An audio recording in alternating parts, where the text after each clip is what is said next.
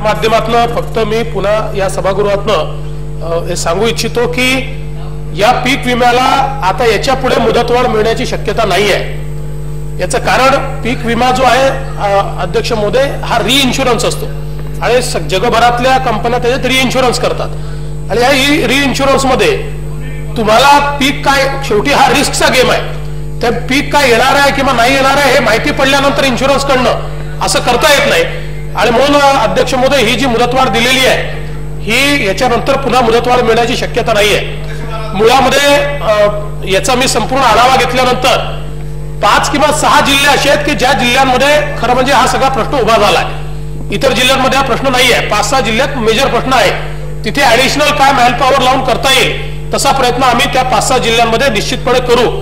आणि हे करत असताना याचं ऑनलाईन करण्याचं कारण काय हेही या सभागृहाच्या लक्षात आलं पाहिजे की मागील वर्षी ज्यावेळेस पीक विमा आपण दिला त्यानंतर असं लक्षात आलं की ऑनलाईन सिस्टीम नव्हती, व्हेरिफिकेशन नव्हतं। आपण काय केले, अर्ज घेतले आणि सरसकट दुष्काळ ज्यावेळेस घोषित करतो आपण पीक कटिंगचे प्रयोग करत नाही, त्याच्या अर्जानुसार आपण त्याला पैसे देतो।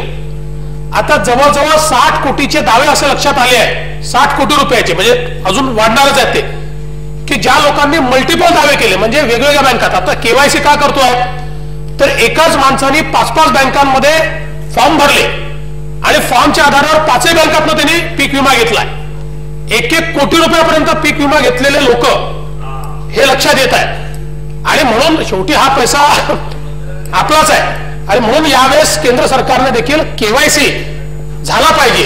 केवायसी झाला तर हे जे 5-5 ठिकाणी भरण्याचा जो प्रकार आहे तो प्रकार होणार नाही आणि म्हणून ते ऑनलाईन करण्याचा प्रयत्न केला, पण त्यातल्या अडचणी दूर। आणि एक गोष्ट अजून मी या सभागृहाला आश्वस्त करतो, आम्ही आता पुढच्या 2-3 महिन्यामध्ये अशा प्रकारे व्यवस्था उभ्या करणार आहे की पुढच्या वर्षी 2-3 महिने आधीपासूनच केवायसी आम्ही सुरू करून देऊ। त्यामुळे केवायसी एकदा झालं तर त्याला त्याचा जो खाता आहे त्या खात्यात त्यांनी पैसे भरले की त्याला दुसरं काही करायची आवश्यकता भासणार नाही। याकरता इन्शुरन्स कंपन्यांशी बोलून एक नवीन मॉडेल आम्ही तयार करू।